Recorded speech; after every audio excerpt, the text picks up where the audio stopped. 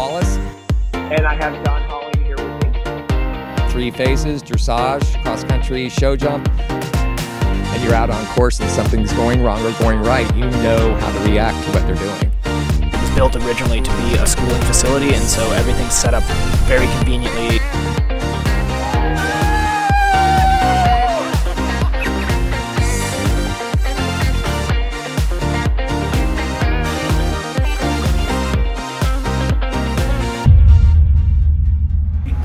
Welcome to the Jon and Rick Show, brought to you by Horse Trailer Pros as always. We're excited to have you here, and we are available on all of your major podcast players.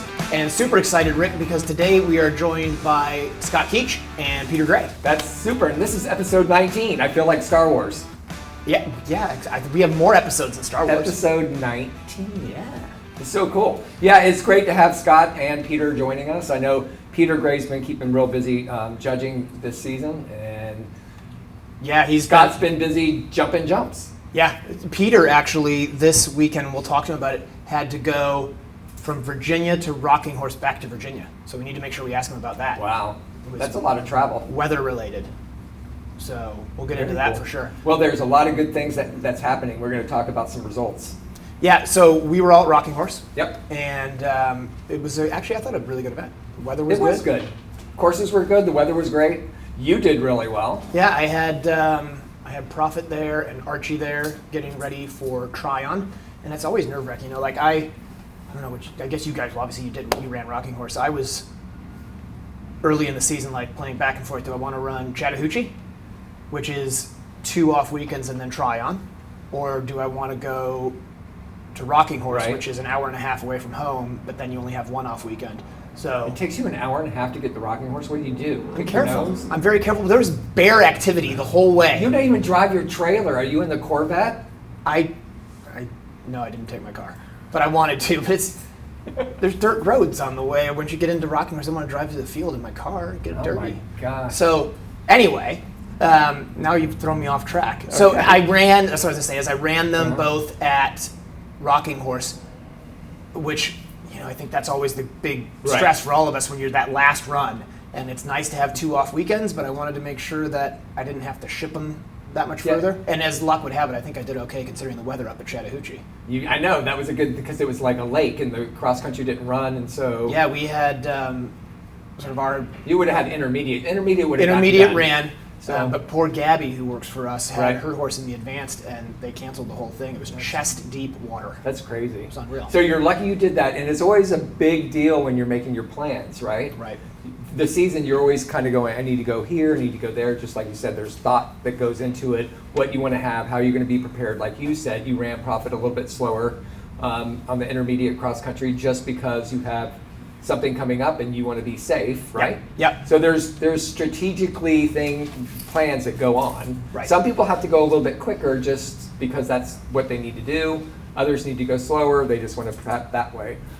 We had a good weekend. Yep. Elisa ran Simply Priceless, did super. The horse did really well. It's ready for his 4-star shorted Tryon. She had a little blip with Let It Be Lee, but it would be fine. Briggs on the 14 two-hand pony. I love that pony. Couture, a.k.a. Hottie, he scored a 26.7 in the dressage. Awesome. Jumped one of the only handful of clear show jumps and went fast into cross country and won it. And, I mean, just such, I don't think, touch wood, I hope I don't jinx you, I've never seen that pony have a bad jump ever. It jumps incredible. Mm-hmm. In fact, in the show jump, touch wood for you. In the show jump, he was coming around the corner, and because she is a good jumper, he's lucky because he came around the corner. I forget what fence number it was. It was a vertical right off the rail. Right. He didn't even show. He just came zooming around, and she was like, "What the hell is that?" And she well, when you're on a good jumper, you can do that. It's called being aggressive. No, she looked a little surprised. Well, sometimes you got to shock them and do a good jump. I actually got to see Elisa on Munson. Oh yeah, my horse. Yeah, in the preliminary. So the course I thought was a really good course, but are we talking cross country? Cross country. Okay. I thought the course was a really good course that Morgan put out. Morgan Roselle is the designer there. But I did think for the preliminary and the intermediate, the last combination was a big double brush table to a corner, and it was 4 or 5 for the intermediate and 5 or 6 for the preliminary. And I didn't think actually it rode that well. I didn't think the horses picked it up terribly well. So I went out there after jumping the intermediate because my intermediate horses were both good there, but they didn't pick the corner up great. Right. And when I went out before the preliminary to watch, I watched Elisa was like the first or second horse out. I think she was the first horse out. Yep. And I watched her come in thinking, well, okay, I'm going to see how this rides. And she cut across that table and just motored on down, 5 strides, jumped the corner. And now my horse is doing his first preliminary, and I was like, that was amazing and completely unhelpful because there's no way that I'm going to be brave enough to do that. It was a beautiful ride. Yeah, that Munson Slough, she's taken him up to intermediate. Cross country is not the problem. He used to have a little bit of a water issue. Right. And now it's a show, he's had some show, he doesn't care enough. And we need to get him to care more. Right. But anyway, yeah, he's a pretty cool cross country horse. And so it was awesome. So we had some other stuff going on as well. Scott's in the house. Oh, Scott Keach just got here, getting ready. That's good. So we were out at Galway. Galway. Let's go with Galway. Let me make sure I have the right one up here. Yep. All right. So we got Galway. Boyd actually won the 4-star long. Wow. So he flew all the way. So what we sent 2 East Coast people out there. Is that right? 3, because we had Boyd go out, Philip went out, and Liz Halliday went out. Did Liz go? I didn't Liz see Halliday her on the went list. out. Yeah, no, she went out there on the gray horse. Okay. Cooley Quicksilver. Okay. So Boyd won the 4-star and Luke 140, and then he was actually 3rd on Long Island T. So that was good. Both of his horses did well, and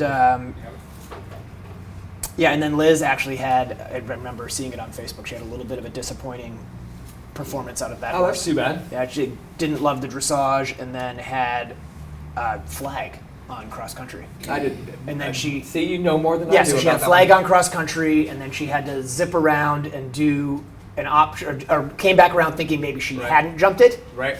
To make sure, and then had a bunch of time because of it. Because coming back around. But she's super excited about that horse. But anyway, it's a cool horse. Good for Boyd to do that. And actually, she was doing great at Chat with De Niro Z, and then of course they didn't run cross country. Right. So, what else we got? Okay, now I'm going to figure out where we are next. So then we had Virginia horse trials going on. Yep. And we had, we have a 2-star long there? Is that right? We had a 3-star long, a 2-star long. I know 3-star long, a guest of ours, Lainey, on Patrick, she was 3rd in the 3-star long. There you go. Oh, that's right. And then Emma Klugman. Oh, there you go. She won on Bronte Beach, which she was actually out last year before the Jockey Club. Right. She got that Bromont Rising Star grant and did really well at Jockey Club, and then came back and then won. And that's a great mare at Bronte Beach, so exciting for her. But yeah, Lainey did well too, so that's good. Does that still count as part of the benefit of being I think on the it show? does. All right, I think the benefit. So Lainey, you're welcome. Yeah, there you go. We'll take that. We'll take it. Okay, and then and then it was just Rocking Horse, which we already talked about a bit. So Jenny did really well. Jenny Johnstrom, she beat me on my horse, which was super disappointing that I lost there. Right. But good luck or good job, Jenny. Well done. And and then like you said, Briggs won on the on the pony. So it was, and I actually did well on my 5-year-old thoroughbred. So we had a good weekend. Yeah, awesome. So and then we also do want to make sure we talk a little bit about Sweet Dixie. Let's do that. Sweet Dixie South is starting their season in 2021. Yep. With a 3-phase schooling show, which is going to happen on Wednesdays. Yes, it's basically every Wednesday, once a month. Is Right. That right? I think you're right. The first one's on January 20th. The second one, February 24th. Yep. Third one, March 24th. And the fourth one is April 7th. And you can go to Sweet Dixie South Facebook page, and get all the information on that. Right. Also, what else are they doing? They're doing a local champion. Yeah, so they got the local champions tour. I'm just going to pull it up here. So the local champions tour, and actually I've ridden those shows. They're great schooling shows that they have over there. You go to the localchampionstour.org, and it's all run there on that great all-weather ring that they have. Really good footing, and those start November 21st and 22nd. Actually, is the next one. That's so gonna be right cool. before Thanksgiving. I do know it's a really great location. They're an ad sponsor for us as well. So go out, look for Sweet Dixie South and see what you can do there. There's always something going on. It's a great facility. Yeah, it's a great place. So let's do this. Let's take a break. Before we take the break, I do want to say something about Rocking Horse. Yes. Rocking Horse, I think this is their first run since the tragedy that happened last year. Right. With that being said, the Frangible Pen initiative has really done well under your help and everything that you're doing. And I think you hit the $500,000 mark, right? 400. So 400. we're now at the $400,000 mark, and actually I'm glad you brought this up because somebody promised Rick that they were going to get a tattoo, #Frangible Somebody now. promised Rick? Somebody promised, Rick, I got you.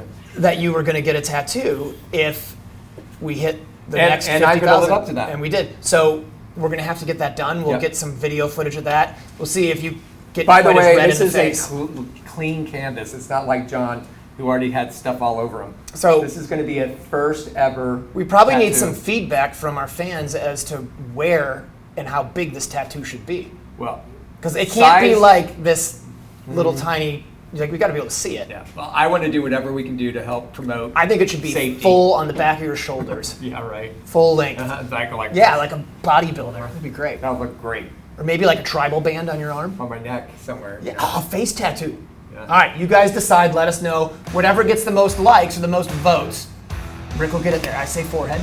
It's a great plan. That's great. Let's go to the next. Let's go to the break and All bring right, Scott. we'll be back with Scott All Keach. right, thanks. Want to advertise on the Jon and Rick Show? Contact Jon at 352-875-8622. Or call Rick at 850-879-2649. Hey guys, it's Jon here, just out for a hack on profit this morning, getting ready for Tryon next week. I wanted to just check in with you and mention that we have some baseball hats for sale on the Jon and Rick Show Facebook page. These are really nice hats. The proceeds for every baseball hat that sells go directly to the USEA Frangible Fence fundraiser. So please go onto the Facebook page, order a baseball hat. They're really nice hats. They're Adidas like sport hats. They have the Jon and Rick Show logo on the front. They say #Frangible now on the back. And like I said, that money goes directly to the Frangible Fence Fund. We've been making some really good headway. We're almost to our goal. We're only $50,000 away, and this seemed like a good way to continue the push. So again, go check out the Jon and Rick Show Facebook page. Click the link for the baseball hats, order yourself a hat, and get one for everybody in your family and all your friends as well. Have a good one. For a horse owner on the road, your trailer is essential. No one enjoys being stuck on the road. At Horse Trailer Pros, we repair, renovate, and maintain all makes and models of horse trailers. We work directly with your insurance company or manufacturer for warranty repairs and insurance claims. Our state-of-the-art facility provides quick turnaround and friendly customer service. Considering a living quarter conversion? We do those too. Find comfort on the road with Horse Trailer Pros. Call or text 352-804-2131. HorseTrailerPros.com. When I compete, I demand the best out of my horses and myself. That means being the best version of me I can, both mentally and physically. That's why CrossFit Antics is my home gym. Coach Vilma creates a fun, welcoming environment that encourages athletes from beginners to seasoned veterans to be their best. New to CrossFit? No problem. Coach V will modify the workout to suit you in a fun, challenging way. Be sure to mention the Jon and Rick Show for a special discount.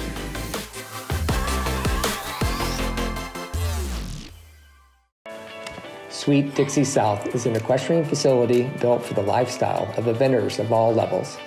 Whether you are coming to Ocala for the entire season, a week, a month, or a year, this beautiful 160-acre farm is the place to settle in and enjoy your time with horses. They offer a full cross-country course with 2 water features, banks, ditches, and amazing footing to gallop, a spectacular all-weather footing ring, large grass jumping fields, and dressage rings. Located in the rolling hills of North Marion County in Reddick, Florida, Sweet Dixie South has 100 stalls and numerous paddocks, apartments, a line of camper hookups, washer and dryer amenities, as well as common areas to complete your experience during your stay.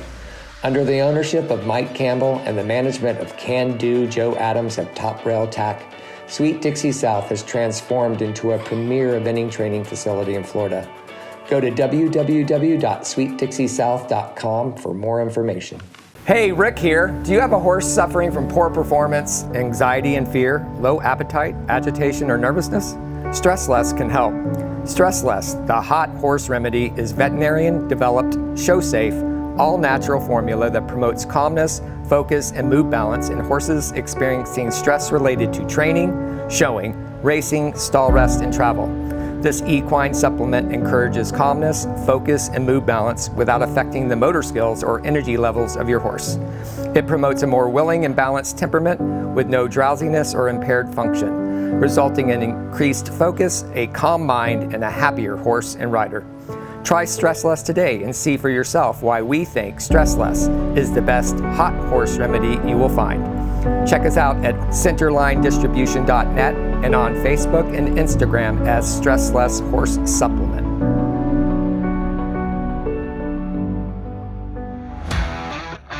Welcome back to the Jon and Rick Show. We're joined here with Scott Keach. We are brought to you by Horse Trailer Pros and their great studios. And if anybody didn't notice, we have a new set going on. So the sofa's gone, we brought in chairs, and we have some more coming in, right, John? We do. They were supposed to be here, but apparently they're going to be here in 2 days, which They're is a little bit late. super helpful that I ordered them and got them to arrive 2 days after filming. So Right. You're welcome. And this is a segment is brought to you by StressLess Horse Supplement. It is a great supplement to feed your horses if you need focus, calmness, if the horse is hot. You can go at the bottom of your screen and see where you can go to look up the supplement, but it's really terrific. We appreciate StressLess for bringing this segment to you, and it's also www.hothorsesupplement.com. Welcome, Scott. Thank you, Rick. Thanks for being here. My Yeah, pleasure. so we're really excited that we've got Scott Keach here, Australian Olympic show jumper, but previous to that, actually Olympic event rider, World Championship event rider. So Scott rode at the Seoul Olympics, rode at the World Championships in Gawler. Wow. And then, Scott, you rode at Rio for jumping and then at Tryon for the World Championships for jumping as well, correct? Yep. So that's incredible. And one of the really incredible things that we were just talking about before we came on, Right. Rick, is that it was a 28-year gap between Seoul and Rio, which is the second longest gap for any Olympian between Olympics, which is pretty awesome. Yeah, it's certainly a bit odd anyway. It is odd. Yeah, You know, it's one of those weird You had a things, but kind lifetime of in cool. between. Well, I sort of did actually, yeah. So, yeah. how was your first Olympics? Ended up disappointing. There was we had a pretty good crew, and ended up I went through the second water. I went through the straight route, Right. and it was treacherous enough to go through the straight route. Most people didn't, and the horse ended up coming down in the water when he landed, and Right. and so that kind of ruined it a bit. And it was going all right until then. Yeah, That kind of makes it, and dampens everything up. But I and the remember- eventing is the beginning of the Olympic Games, so you spend the rest of the Olympic God. Games either sad or pissed off or whatever it is, you know. So if I Yeah. remember right about Seoul, it seems like the water obviously it got some people, but there was a huge oxer that all these horses were trying to bounce. That was the third and fourth horses. It was something to do with the light. Because a lot of good horses, all the first two horses in the teams were fine. It was kind of a birch rail thing. Right. And then all of a sudden, good horses were trying to put down in, Like Tarzan. in between the So back the rail. third and fourth horses in the order. Yep. Meaning, so there was a big window there. Yeah, it happened. The more experienced horses in the teams were tending to do it, and so it must have been the light, and that's the only explanation. And it was going, and as the sun was going down, it's the only thing I could think of, and people talked about that. It must have been that. Huh. Yeah. And good horses were coming down. You know, they were coming down and hitting the back rail, just landing straight into the back rail. So, quick little segue. I have a funny story. The first time this is not an Olympic story, but the first time I ever had a catch ride at an event, I rode a horse When you could. when I could, and it was around intermediate. I was so excited, and there was a bounce on the cross country, and so I went out, jumped this horse around. I was so excited. This guy gave me the horse. I think I was 20 years old, giving me his really nice mare to jump, and I came into the bounce, and that mare tried to jump the entire bounce. It was the opposite problem. Yeah. And she came down through the back rail, and thank God the bounce had been on the course for years, so the posts were rotten and it broke, and I got away, but the poor mare, her knees were swollen, and that night I had to call the guy, and I'm like, look, I'm really sorry. I don't know what to tell you. I obviously rode badly. I did something wrong. I don't know what it was, but she tried to jump the whole bounce and fell through the back rail. And he says to me, oh, yeah. Sorry, I forgot to tell you. she doesn't jump bounces. She always tries to oxer them. You should have gone long. Nice. Ah, man, Good you're right. information. Yeah, I was like, thanks, man. So it happens. Oh yeah. Yeah. So then, what about Gawler? You went to Gawler and did the World Championships. How'd that one go? Yeah. The team was third, but it was pretty. It was a fair bit of. There was a lot of falls and a lot of. It was a proper old-fashioned There was event. some carnage. There was some carnage, and we'd had rain, and it was a hilly course with clay soil, so it was kind of a bit greasy. So it went all right, but same thing. We had a couple of guys that, a couple of things that just didn't go as well as it could have. But you got a bronze medal. Yeah, but it was. So I've been to your house. I mean, that would be like on my coffee table or in my TV room. I gave it to Mum. That's Oh, there you that's go. awesome. She deserves that. Good Yeah. job. Good job. So it hangs in Mum's house. Yeah. So, all right. So then, There's a at some segue. point, you There's a segue to decide. show jump. You decide eventing. I've done that. I'm going to go to jumping. What was that all about? What made that decision? It wasn't really a decision to go from one to the other. Basically, I gave up riding in '93, and then I didn't ride for 9 years. I didn't really go near any. I didn't go to anything to do with horses, and then I ended up riding again, kind of by accident. And then I came over, but I'd always wanted to jump a bit more. I used to show jump as a kid before I evented. Right. So I always wanted to try and go back to do some of it. And then things happened, and I bought a horse in Australia when I started riding again that was too wild to event. Got him pretty cheap, and ended up doing some small Grand Prix there. Wait a minute. So you had a horse that was too wild to event, so you jumped it. Yeah, It's the most un-American thing I've ever heard. It's Yeah. usually the other way around. Yeah, well, you couldn't. For the girl, he was half Connemara, half thoroughbred, and he would just take off. And I ended up getting the ride, and then I realised it was a waste of time he'd get out the cross country and just go completely nuts. And so he ended up being a pretty cool little show jumping horse. He was 16 too, good horse. And so I did some small Grand Prix, and that was good. And then I ended up coming over here unexpectedly and moving here and had an opportunity. I was very, very fortunate to meet some people here. Right. I was training their daughter, and they wanted to own some jumpers, and so I got really lucky, and I'd kind of had that in mind. So I was doing a little bit. You remember Henry and Veronica and those horses that we those were had? great horses. And then I had the opportunity to do this, and this is kind of what I had in mind. Yeah. Awesome. So let's do this. Let's take a quick break, and then we come back. I want to talk about, in this next segment, let's talk more about the jumpers and what you've done with them and Well, sort of I where we're think we playing. got to wait before we come back because we got 3 more minutes. So we're going to keep talking. We do? Yeah, we got Okay. 3 minutes If on you it. say so. I'm being told by people out in the Perfect. So you're trying to. Well, I'm guessing because, I had to set mine here, the timer here, because we didn't get it set there. We're going to keep No going. worries. We're That's going to fine. keep going with you, Scott. Yeah, no problem. So let's talk about then Rio. Yep. Was Rio your next? When you got Yeah. the show jumping going, you made a team. You made the show jump team. That's Yeah. amazing, right? Yeah. So I got. It's a long story, but basically, I had a water incident again in show jumping. So back in February that year, Damn water. back in February, I was riding a client's horse, and it's a long story, but I got on it, and I'd ridden it before, and I hadn't seen the horse for a couple of years, and it's a stallion, and anyway, I'd only been on it for about a minute, and I didn't do anything to pressure it, but there's a long story as to why it happened, but it reared up, and then it reared, and then when they rear higher and higher, on the fourth rear it reared really high, and then it put its head down and just started bronking. Uh-oh. And I So you got the best of both worlds on that yeah, one. well, not about the third buck, I thought, because I used to break in horses when I was young, so I thought, right, I got the measure of this horse. Right. I rode 2 more, and then I thought I'm going to make it go, because when you make them go and they go fast enough, they can't buck. And then I did a few strides, and then it went again, and basically surprised me, and I hit the pummel of the saddle and ruptured my bladder, separated my pubic symphysis, and jarred up. So basically, I was stuffed, and I couldn't ride for a few months. In the end, the bottom line is then all my groin muscles went, so I couldn't ride for the 5 weeks before Rio. Right. Jamie just rode the horse, the girl that works for me. Right. I jumped at one time, and when I bought the horse in Europe, he stopped at the water. Right. So before the games, I would have jumped the water every week. Well, I couldn't ride. So I went to jump the horse the time before. Only one time did I go to jump him before he went to the plane. And I went to jump the water that day. And as he did, he pulled his shoe, stood on a clip, landed on and then he couldn't put his foot down. And that was it. And then we went to the games. And then he jumped the water the first day. Great first day. Right. Really good.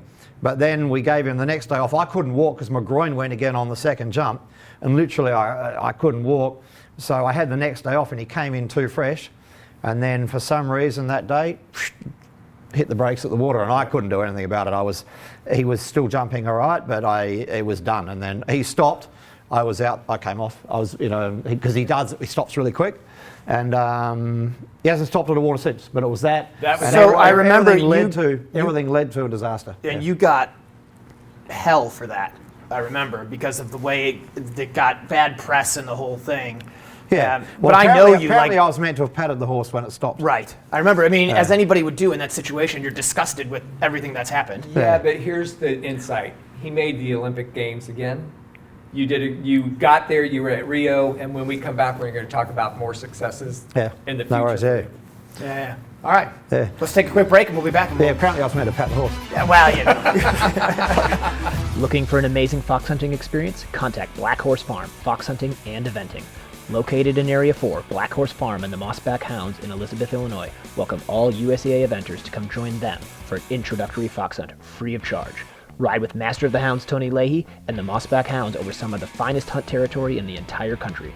Visit Black Horse Farm on Facebook to arrange your free hunt experience and hear about the upcoming hunt camp in July.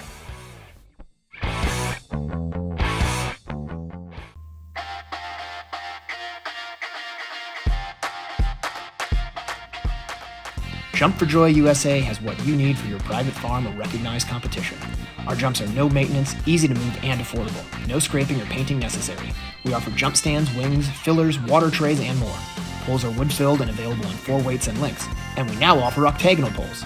Our cross-country portables and brush jumps are extremely useful and have been used for training by the British eventing team since 1990.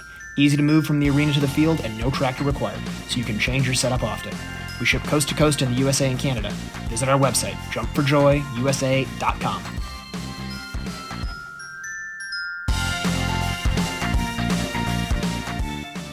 Hey, Rick here. Do you have a horse suffering from poor performance, anxiety and fear, low appetite, agitation, or nervousness? StressLess can help. StressLess, the hot horse remedy, is veterinarian-developed, show-safe, all-natural formula that promotes calmness, focus, and mood balance in horses experiencing stress related to training, showing, racing, stall rest, and travel. This equine supplement encourages calmness, focus, and mood balance without affecting the motor skills or energy levels of your horse. It promotes a more willing and balanced temperament with no drowsiness or impaired function, resulting in increased focus, a calm mind, and a happier horse and rider. Try StressLess today and see for yourself why we think StressLess is the best hot horse remedy you will find. Check us out at centerlinedistribution.net and on Facebook and Instagram as StressLess Horse Supplement.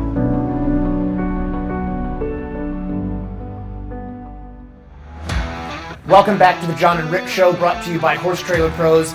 We're really excited we still have Scott here. And just want to say thank you again to StressLess, the sponsor from our last segment. Really excited that we have them on board. Yeah, it's terrific. A great product. I've used it. Scott, if you have any difficult, hot, and nervous horses, it is an awesome product, so you might want to check it out. So then we were talking about your jumper horses, and the next thing that you guys did of team note was you went to Tryon, and you were able to secure your Olympic qualifications for Tokyo, I believe, at Tryon, right? So that was pretty great. That's really good. It was a fantastic team experience where basically we had 4 guys who, one of them had really never been out of Australia, but he'd been a legendary rider in Australia for a long, long time. And everyone just went there and no one really made a mistake. And it was just one of those awesome things, awesome situations where everyone got on very well. We're all tight. And did you know everybody before you went? I didn't know Billy. I knew of Billy, the guy from Australia. I knew Jamie Kerman and I knew Rowan, because Rowan, he'd been in England, and I'd sort of convinced him to come to Ocala. Right. And we'd spoken about it, not convinced him, but I'd suggested he came over, and he came over and had done very well. But Billy I knew of, but I didn't know him. But he came out and he rode like he had ice in his veins from the first jump. And he'd never been in a team situation like that at all. Wow. And Rowan had never been in a team either. But everyone just went out there and no one really made a mistake for all of the days, and it was just a great result. And fantastic team camaraderie. So it was kind of really cool, actually. It was a great experience. Well, yeah, you get your Olympic qualification out of it, and so now you're, I'm assuming, planning on trying to have something ready for Tokyo? Yep. So which horse or horses? I have the guy I took to the WEG he's still in good form, and then I have a younger horse, an 11-year-old, which did one of the Nations Cups at Deer Ridge earlier in the year. Right. And I think he's about to be ready. Jumped very well in the summer. So you may potentially have to choose between two horses. Potentially, I mean that's a good That'd be a good problem. Good dilemma. I mean that's in an ideal world. A lot can go wrong. It can go a year. I mean from now to then can go by in a whisker, and yet it can seem like a long time. So a lot can go right and wrong in between then. But yeah, potentially that would be a nice scenario. Yeah. And so I don't even know how the jumpers really work. Are your horses, like, do they go through the season and then get a holiday? Are they still competing now? Well, my horses always get a break in November. I put them out for 4 weeks. Right. And they're about to do that in a couple of weeks. Right. And then the winter's solid, and then I back off a little bit in April. And then for some, you start looking at the games if it's going to happen, which shows you're going to go to prepare. But I like to back off a bit in April and then go again. But they get a real letdown now, where they go out in the paddock and they're left And behind. so what the Olympics are August? End of July? Yeah. The eventing's the last week of July, and the show jumping's the first week of August. Got it. So you'd bring them out in April to start getting them ready for that. Yeah, and plan your shows and Nations Cups at the end of May and June. All of a sudden, July's on you, and it's there. Well, and it's pretty cool with WEC here and HITS, and then you've got Lexington, Kentucky, and then you've got Tryon in North Carolina. Like you really can get them all set. Yep, pretty and close then now. and then Spruce is a fantastic preparation for the right horse if we think that might be applicable. Right. Spruce Meadows, because the big jumps, really forward-going courses. Horses come out of there usually jumping really well. Right, and you tend to go there I'm assuming you probably No, up there I've been this there year. the last couple of years, and if it's applicable next year, then we would consider going. Yeah. And Scott and Max do something really cool also with the Invitational, just the eventing Invitational that y'all, it's in March, right? Yep. So you were able to take some time and you build the course and pick that I up? don't build the course, I stay right out of that, but... Sorry. Yeah, but I So who does? Who designs that? it was... Was it Chris? Yeah. And for... Chris Barnard. Yeah, Chris Barnard. Chris Barnard's been doing it for, I think, 2 years now. Right. Did a fantastic job last year. And for everybody out there listening, it's an eventing invitational that's held in March at Scott and Max's, the farm that they're at. Are you there year-round? I am now. We used to go to Kentucky for the summer. We're starting to think about being more in a Calabase now with WEC and everything. Gotcha. Yeah, So, and it's EQTV does the live stream of that show, and that's Joel, and they do a great job. But it's put together really well. I think it's a sought-after thing to come and watch now and be. Yeah, and that was initially, I thought of that when we first moved to the farm, to try and get eventing people to jump under pressure. Great idea. But not the end pressure like Kentucky, but show jump under pressure where it kind of there's pressure, but it doesn't matter, but it kind of matters. So they think it matters, because I think it doesn't matter who you are, you've got to be good under pressure. Psychologically, you need that ice in your veins. Exactly, and for a lot of the time for eventing, it's a little harder. For jump riders, there's a Grand Prix every week. Right. But and then so there are plenty of times when you can go and you don't care if you have 2 or 3 down when you're training a horse. Right. Eventing, it often matters so much. So I was trying to create this situation where people come along and feel the pressure, but it's a Tuesday and it's still fun. Right. You're still jumping for money, but so that was kind of where it came from. It's a brilliant idea. And Well, it's really it's cool because it's live stream, so you feel some pressure that way. There's a big tent there with people watching. Yeah. And I'll tell you what, all joking aside, it actually got me an owner, because funny enough, my mother-in-law came years ago to watch and watched me jump and came up to me afterwards. She'd never owned a horse. She bought some for Jen, obviously, but she never owned a horse. My mother-in-law came up to me on the night afterward and said, "John, why don't I own a horse?" fantastic. And I said, "Well, Excellent. Rita, we can make that happen." Excellent. That's great. And Yeah. I'm actually riding that horse next week at Tryon for my Awesome. mother-in-law, which is pretty Yeah. funny and obviously close to That home with family. Pioneer Pioneer Archibald, yeah. So I got Yeah. that horse thanks to you. So well done. Fantastic. Well, yeah. And speaking of cool horses, I actually heard that you have a really cool new horse named Kevin. Yeah. So tell me about that one. Kevin, just Kevin? Just Yeah, Kevin. yeah, it's a long story. I can't say why it's called Kevin here. not on camera, but it's bred by my best friend for 35 years in Australia. Right. Seamus, who was also longlisted for the World Championships in '86, and he's been breeding, and the father is Caracas, who is jumping at a high level in Europe, and he had a mare. Seamus ended up buying a 2-year-old mare that he took to badminton. It travelled really badly on the plane. Things didn't go right, but it also jumped Grand Prix in Australia, and that's been the backbone of his breeding program. And this is his first horse. This is an 8-year-old, and so far it's looking like being a really serious horse, which is great because he's, like I said, Seamus, we did everything, a lot of good things together, riding, water skiing and stuff and all that one for 35 years. It's so cool when it's like Went through a lot of bands together. Everywhere. He lived half an hour away. We'd go and see a lot of live music, everything. Right. And so that horse, did you just do your first Grand Prix or do really well at your first Grand Prix? Like almost win it? Yeah, that was his second Grand Prix that he was in. He nearly won it the other day. Was that at And it was Tryon? just a little bit of inexperience. No, it was just up at Aiken actually. Oh, there you go. A really nice little show up there. $25,000 Grand Prix. So a good sort of first Grand Prix. Yeah. Very good. Cool. Yeah. Congratulations. Yeah, thanks. No, it's really exciting, and it's good because my best mate from home too. I know. It's It's all connected. It's so cool. There's always all those relationships, aren't there? So you've got the 2 horses that you have jumping Grand Prix that you think have a legitimate chance for Tokyo, and then you've got Kevin as well. Yeah, and then another 8-year-old, and then another really careful 11-year-old as well. So there are sort of 5 of them. That's awesome. Yeah, and that's good. That's enough. If you've got quality, you don't need so many. Well, and you know what? Yeah. 5 big-time jumping horses, 5 that's Grand great. Prix horses. That's a Yeah. lot of people would kill for that. Yeah, I'm very fortunate. I'm very fortunate with the people that I met that have supported me at the start and have given me a chance. And with the other people around me, I'm very fortunate. And I feel very lucky to be doing what I'm doing. Yeah. And living in Ocala, I love it here. You're fortunate because you have a pretty incredibly talented and powerful girlfriend as well in Max. Yep. Max Corcoran, who also happens to be the president of President of the the USEA. Yeah. And I'm sorry about that, by the way. That's a lot of work. That's a lot of work. That she What, has the president? Yeah. Yeah, well, She's slightly less available. So I you're would imagine. first man. hey? You're first man. That's right. Yeah, that's right. Isn't it first gentleman? You're the first gentleman. First gentleman. Oh, there you go. It's first lady. Must be first gentleman. First gentleman. There you go. That's Never a big thought of it like stretch, that. There you actually. go. Now I can drive home with a With a new smile sense of on your meaning. face. There you That's go. it. Exactly. Yeah. But no, that's pretty cool. And so, I mean, I know, obviously, I've known Max for years, and that's a big task And for her she's to been take on our show. Yeah, she has been on the show. We need to have you both on at the same time. That'd be fun. That'd be fun. That has to have changed the dynamic a little bit for you guys around the farm. I mean, I know she's got to be busy all the time.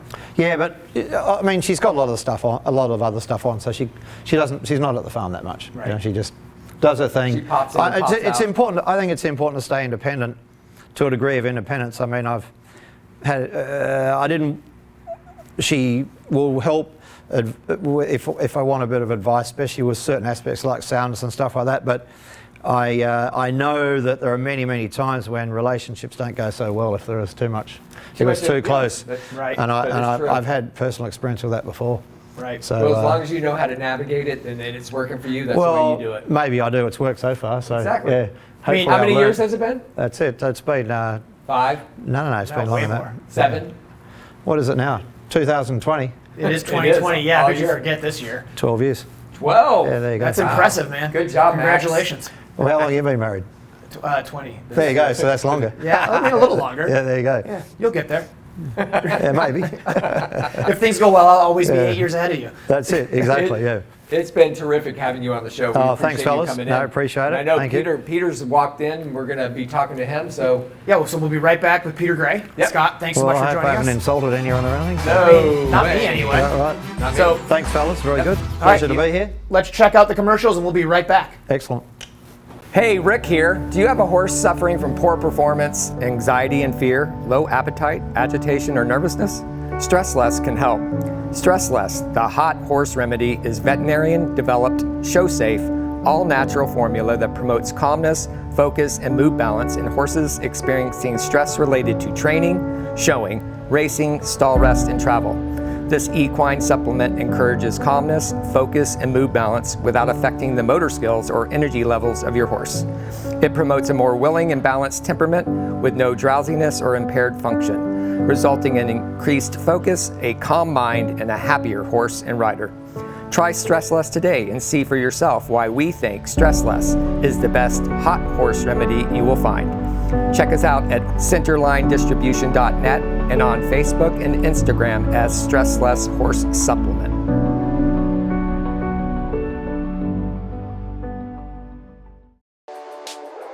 For a horse owner on the road, your trailer is essential. No one enjoys being stuck on the road. At Horse Trailer Pros, we repair, renovate, and maintain all makes and models of horse trailers. We work directly with your insurance company or manufacturer for warranty repairs and insurance claims. Our state-of-the-art facility provides quick turnaround and friendly customer service. Considering a living quarter conversion? We do those too. Find comfort on the road with Horse Trailer Pros. Call or text 352-804-2131. HorseTrailerPros.com. Summit Joint Performance, the injectable joint supplement used by numerous international and Olympic riders, invites you to experience the winning Summit difference. Made of all natural ingredients, Summit increases mobility and comfort. Win your class with Summit Joint Performance.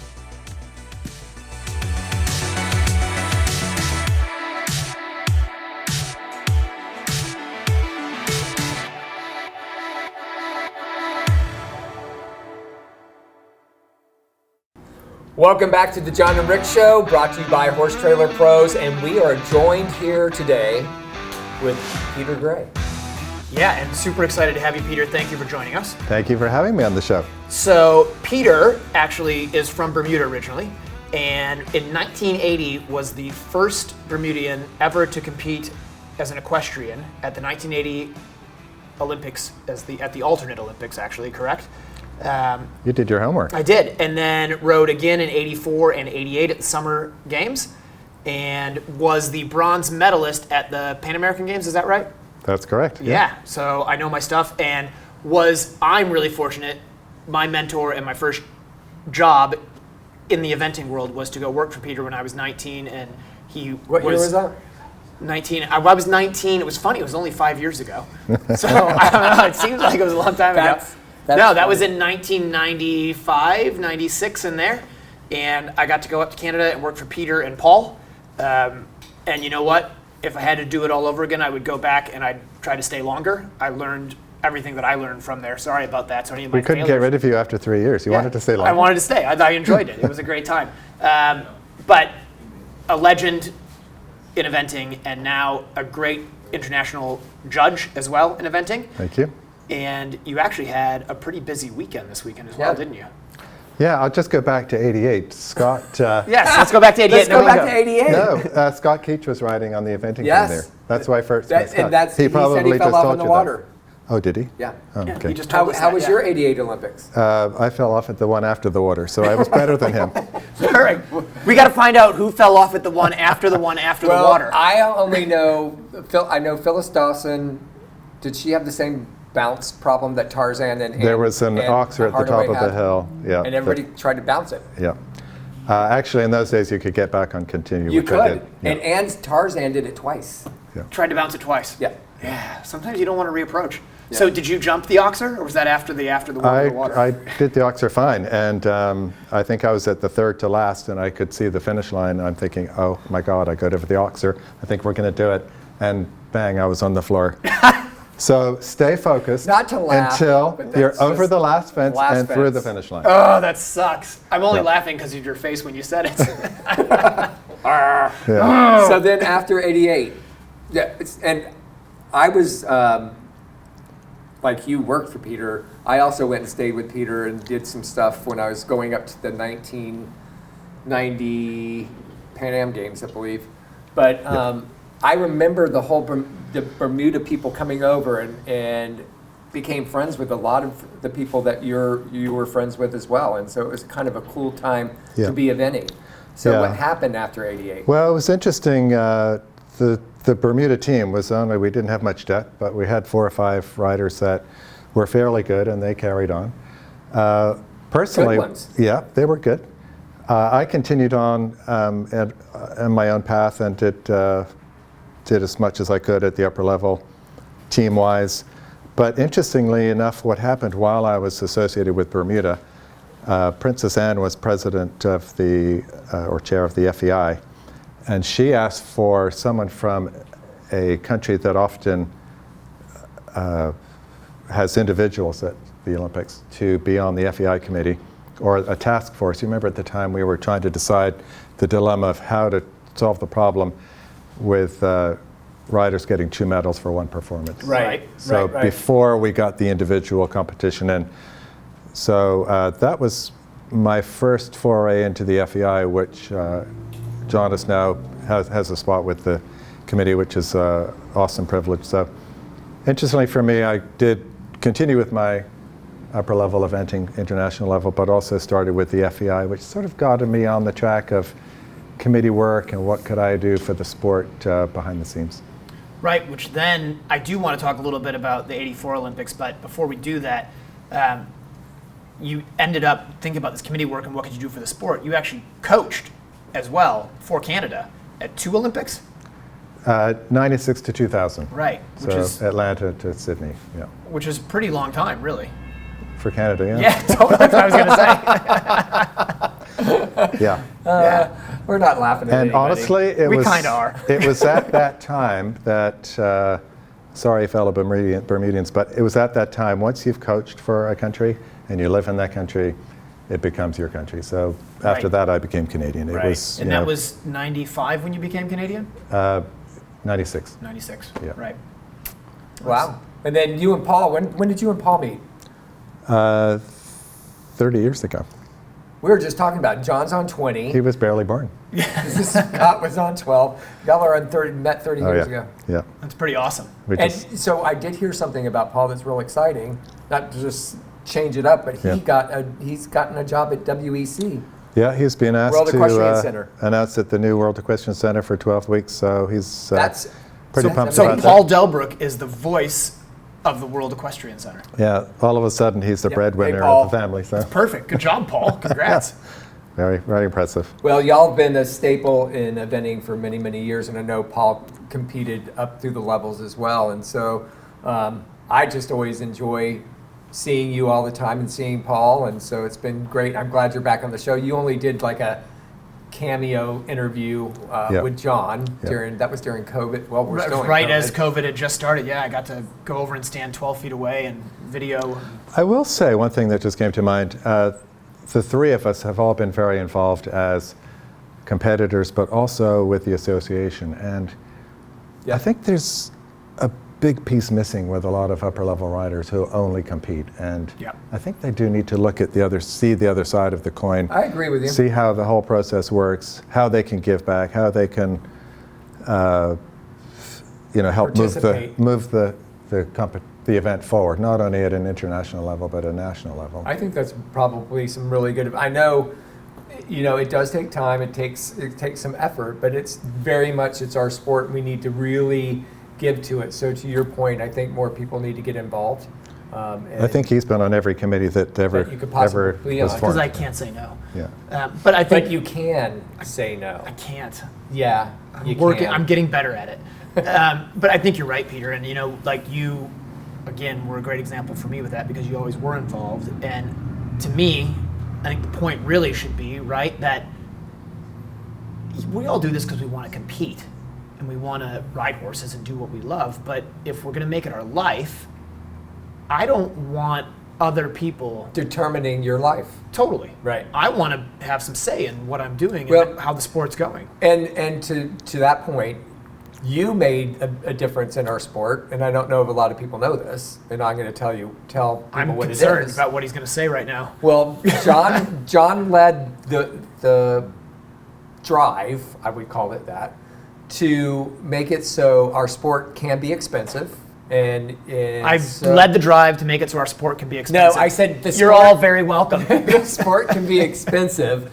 So Jon came up with, why don't we not require jackets up through the training level? That's not at all where I thought you were going with this. All right, let's go.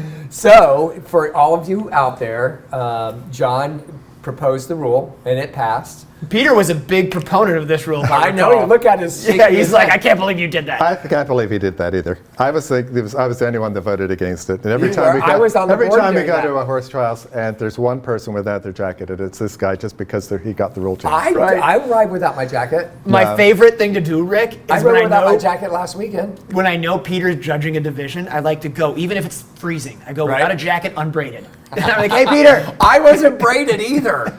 Oh Yeah. gosh, Peter, I'm sorry. No, Next time if I at, know, I'm gonna wear a jacket and braid the horse. At Rocking Horse this Saturday, the TD came over and said, could we waive jackets? It was 10 in the morning. I was still wearing my jacket That was on. because of me. And I was Texted. just about to say, no, they can wear their jackets. Then I thought of Jon, and I thought, of course they can. Do you know what's really funny is at 10 o'clock when it said jackets were waived, Yeah. I thought, I can't believe Peter just waived jackets. It's not even that Wait, cold. hold on, because I'm gonna get to the text. That's amazing.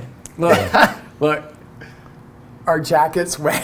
So It was you. to Bobby, and then that was at 9:58. I remember I was, and all joking aside, I was on And warming he up. said yes. I was on warming up for show jumping, and I heard them announce that jackets were waived, and I thought, that's really weird. It's pretty cool out. I'm surprised they're waving jackets already. Peter's really loosening up. Yeah. Thank you, Rick. Thank you, Peter. Yeah, well, I always, I push the envelope. Yeah. Oh, that's great. That's great. Talking about judging, so you've gotten into judging, and I believe, because you really, to me, love judging. Oh, I love judging. So how's that going? Because you're like keeping busy. Well, people say to me, do you enjoy judging? And I say, I absolutely love it. And their jaw drops. Like they cannot believe that someone actually enjoys it. But I'll tell you why I enjoy it. Because every test for me, every weekend is a challenge and an opportunity to be better. And there's lots of mediocre judges out there, and I really want to be one of the best judges. And I agree with that. And to that point, we're going to go to a break, let our advertising come up, and then we're going to come back and talk about how to make judging better in your view. Okay, awesome.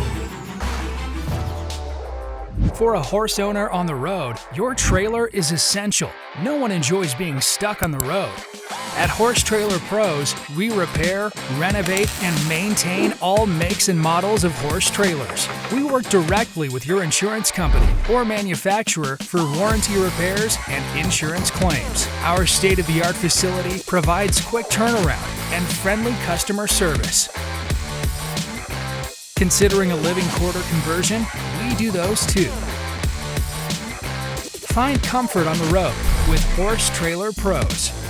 Call or text 352-804-2131. HorseTrailerPros.com.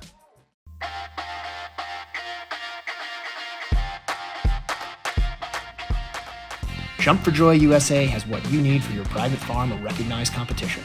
Our jumps are no maintenance, easy to move, and affordable. No scraping or painting necessary. We offer jump stands, wings, fillers, water trays, and more. Poles are wood-filled and available in 4 weights and lengths. And we now offer octagonal poles. Our cross-country portables and brush jumps are extremely useful and have been used for training by the British eventing team since 1990. Easy to move from the arena to the field and no tractor required, so you can change your setup often. We ship coast to coast in the USA and Canada. Visit our website, jumpforjoyusa.com.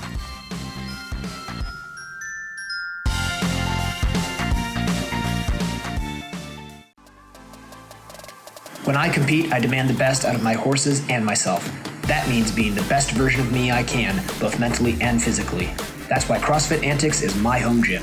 Coach Vilma creates a fun, welcoming environment that encourages athletes from beginners to seasoned veterans to be their best. New to CrossFit?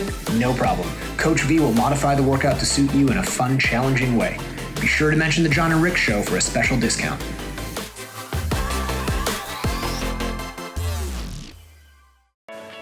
Sweet Dixie South is an equestrian facility built for the lifestyle of eventers of all levels.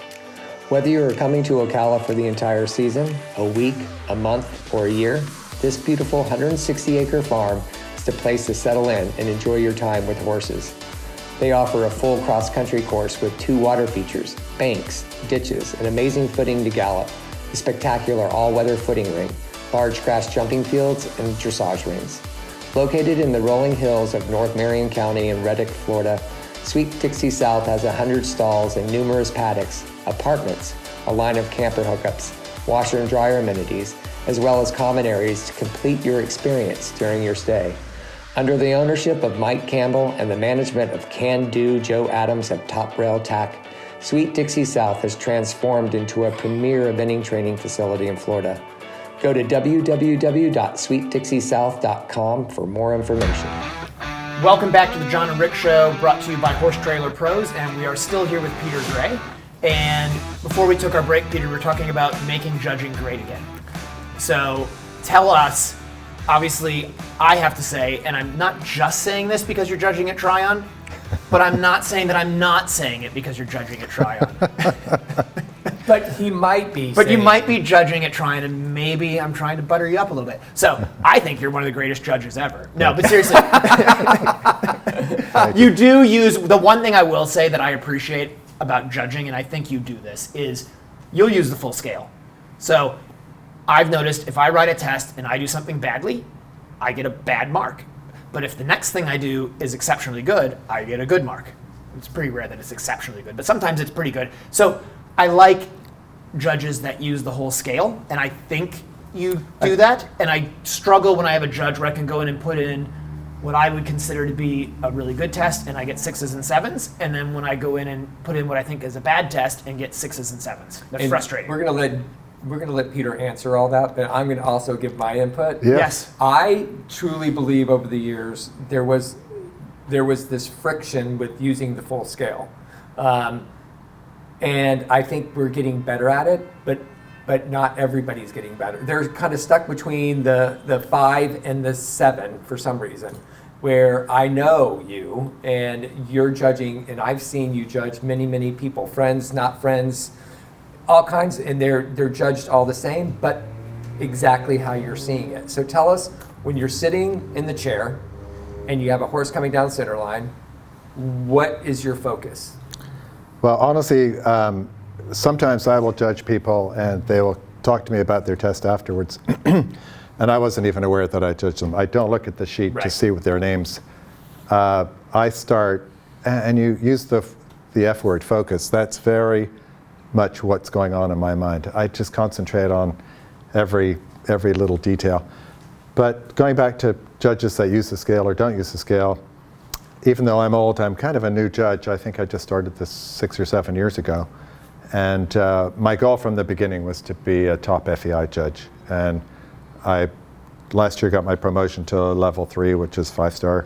And I was told by the presenter from the course conductor that I had gone through the ranks a little quickly compared to most people. But I was the sort of person that they would like to promote because I was a rider, organizer, Right. sat on committees, understood safety. I think what's helped me a lot with my judging is 10 years ago, while I was still eventing, I went on a tangent, and you've been there as well, to pure dressage. So for 10 years, I've had an FEI horse of some shape or size. And so that's really helped me with the understanding not only of what judges are looking for, but how to ride each movement. My first panel that I sat with, and this is quite intimidating if you can imagine all your career judging. You've been the one person at sea, whatever you say goes. But all of a sudden you're sitting there at this big 3-day event and there's 2 other people, and suddenly you feel the pressure that people are going to compare. So being the president of that ground. No, just being on a panel. Being on the Yeah. panel, Okay. having somebody sitting there, and you sitting there. What are they seeing, and what are they scoring? Yeah, and we had 2 days of judging. It was 80 horses, and after the first day, the 2 ladies I was judging with sat me down and said I was too generous.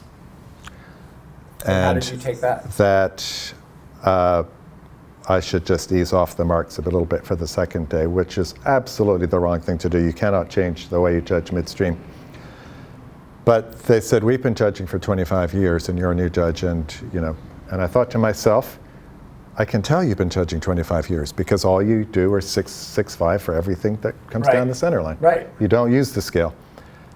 I was a licensed judge in Canada, but I did go through the USCF program partially because Jon and I were running the competitions at the Florida Horse Park, and I felt I should be USCF licensed as well. And I'm very glad I did, because honestly, the USCF education is terrific. It's fantastic. I learned so much. And then it progressed to the FEI, and I continue to learn. I continue to make mistakes. Well, everybody is, but I was just going to ask, so are you, I know you're eligible to be, are you involved at all with a licensed officials committee for the US side of it, or just for Canada? No, I'm not involved in any the committee side of it, I mean. No, I have never actually been on that committee with either federation. And because I'm so involved, perhaps I'd be useful, but I'm happy not being on that committee at this moment.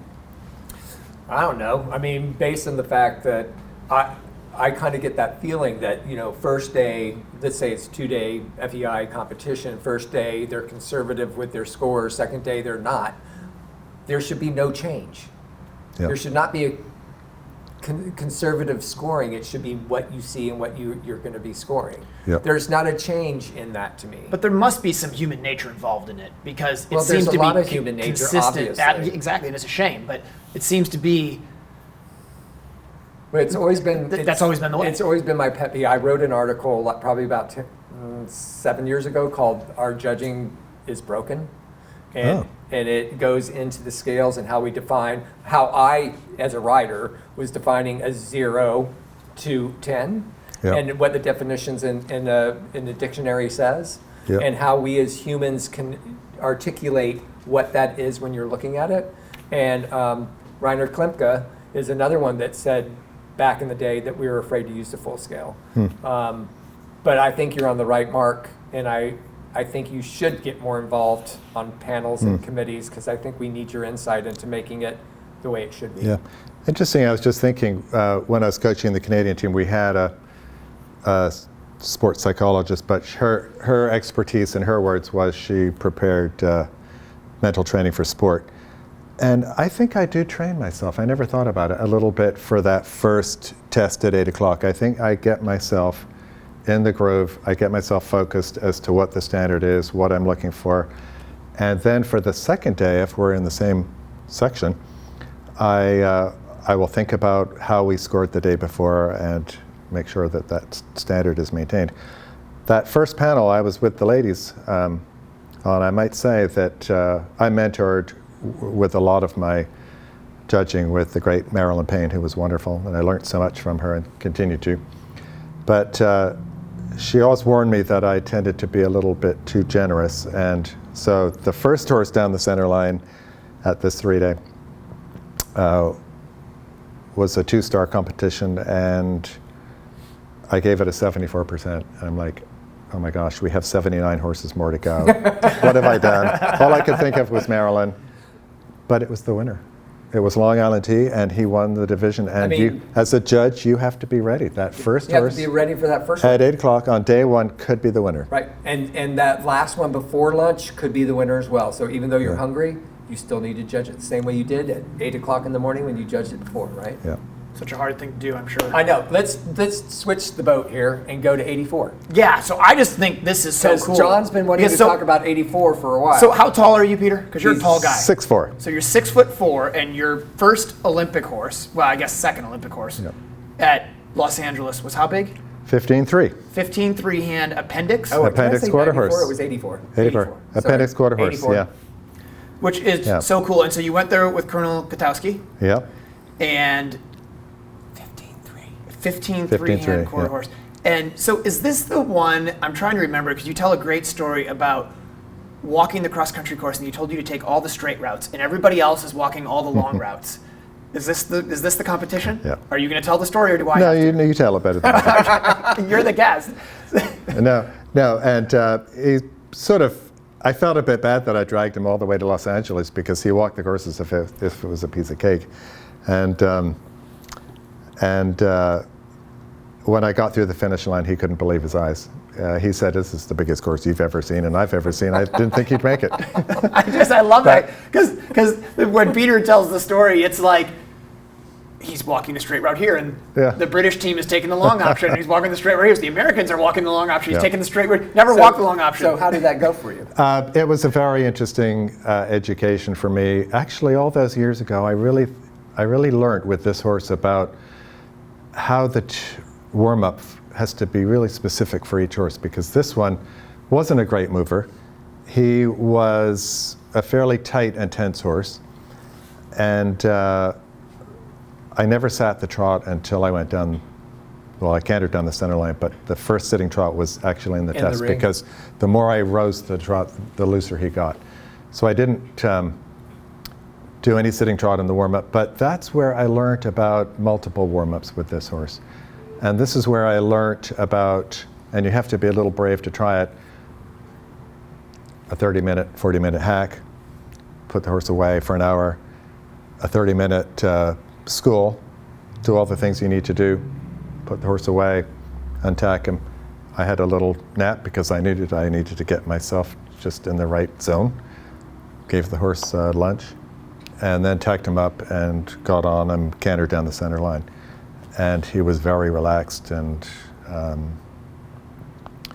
did a great job. Unfortunately, we were in the top 10 after cross country, so he had a terrific first 2 phases, but just before the finish line, it's amazing the details. Sometimes I can't even remember my own name, but just 100 meters before the finish line, there was an ice cream truck, and all the refrigerated coolant was dripping out and made this little river going across the galloping lane. And he put his foot in this little stream of water and slipped and did a suspensory. So I never got to the final day. Like ice cream, do you? Never had ice cream since then. Peter, it's been great having you on the show. Is that it? Yeah. That's it. It's coming That's to an 20 end. minutes, We were buddy. just warming up. I know, you're getting there. Hey, everybody, I know voting's over, and we have to support the new president or the old president, so everybody out there, just stick to it and let's all get along. Absolutely. Peter, thanks for joining us. Thanks for having me. We might be coming to Canada. We'll find out. Thank you. Rick Wallace, And I have John Holly here with me. 3 phases, dressage, cross country, show jump, and you're out on course and something's going wrong or going right, you know how to react to what they're doing. It was built originally to be a schooling facility, and so everything's set up very conveniently.